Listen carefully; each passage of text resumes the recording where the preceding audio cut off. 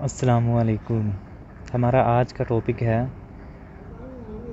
ٹیپو ٹرکاں والے مرحوم جو اس کے بیٹے تھے امیر بلاچ، جس کی کہانی آج کل سوشل میڈیا پر، فیس بک پر، ٹک ٹاک پر ہر جگہ شائع ہوئی ہے، ہر جگہ وائرل ہوئی ہے۔ اس میں دوستی کے بارے میں کہا گیا ہے، دوستی کے بارے میں بتایا گیا ہے کہ کیسے اس کے دوست نے دوستی کا قتل کیا۔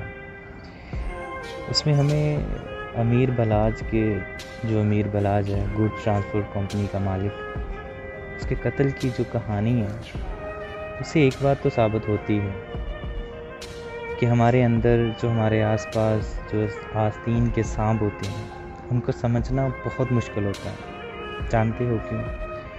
کیونکہ ہمیں اس وقت ہم ان پر اندھا دھند یقین کر چکے ہوتے ہیں، ہمیں اس بات کی سمجھ ہی نہیں آتی۔ جب تک ہمیں سمجھ آتی ہے، جب تک ہمیں پتہ چلتا ہے، تب تک بہت دیر ہو چکی ہوتی ہے۔ تب تک وہ ہمیں ایسی جگہ ضرب لگا چکا ہوتا ہے جہاں سے ہمارا سنبھلنا بہت مشکل ہوتا ہے۔ جی ہاں، امیر بلاچ کے 14 سالہ دوست احسن شاہ، جس نے اپنے لیے جہنم تو خرید لی کچھ پیسوں کی عوض، وہاں ہمارے جیسے اور بہت سارے لوگوں کے جو گہرے گہرے تعلق تھے ان کو ہلا کے رکھ دیا، جھنجھوڑ کے رکھ دیا کہ لوگوں کے جو دوستی کے جو اتنے بڑے جو دوست تھے، ایک دوسرے کی دوستی پہ کتنا بڑا ان کا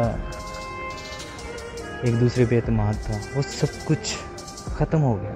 ایک دوسرے پہ یقین کرنے سے قاصر ہو چکے۔ میری ایک بات ہمیشہ یاد رکھنا، یہ مت سوچنا کہ آپ دشمن دار ہیں یا آپ ذمہ دار ہیں اسی لیے آپ کے دشمن ہیں۔ نہیں، آپ کا پہنا ہوا اچھا سوٹ، پہنا ہوا اچھا جوتا، آپ کا اچھا گھر، اچھی گاڑی، یہ کچھ لوگوں کو کانٹوں کی طرح چبھتے ہیں۔ اس زمانے میں جتنے آپ اکیلے ہیں اتنے ہی آپ محفوظ ہیں۔ جس نے ہمیں گرانا ہوتا ہے نا، وہ ہمیں گراتا نہیں ہے، وہ ہمیں ایک مضبوط سہارا دیتا ہے، اور جب وہ مضبوط سہارا ہمارے لیے بن جاتا ہے تب وہ ہمیں ایسی جگہ دھکا دیتا ہے نا کہ ہمارا سنبھلنا کیا، بچنا ہی مشکل ہو جاتا ہے۔ اس لیے ہمیں دعا کرنی چاہیے کہ اللہ پاک ہمیں ایسے آستین کے سانپوں کو پہچاننے کی توفیق عطا فرمائے۔ اور میری دوسری بات یہ بھی یاد رکھنا کہ اس واقعے سے اپنے تعلقات کو خراب مت کرنا، اثر انداز مت ہونے دینا، کیونکہ کسی نے یہ بھی تو کہا ہے نا کہ 5 انگلیاں ایک جیسی نہیں ہوتی۔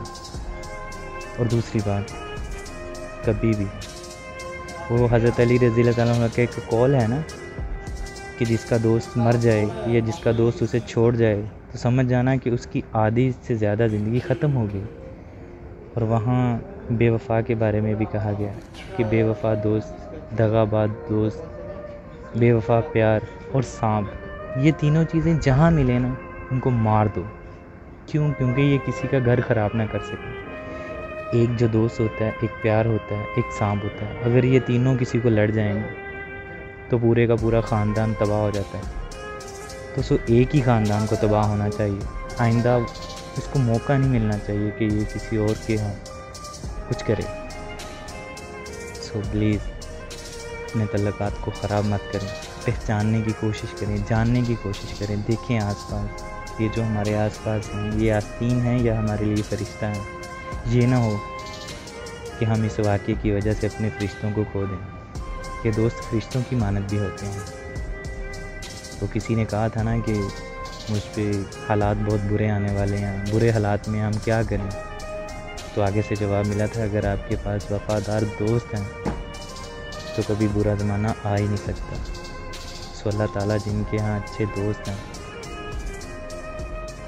ان کی دوستی کو اور بھی زیادہ مضبوط کر دیں، اس کو شیطان اور انسان کی شر سے محفوظ رکھیں۔ آمین۔ سبحان اللہ۔ Thank you.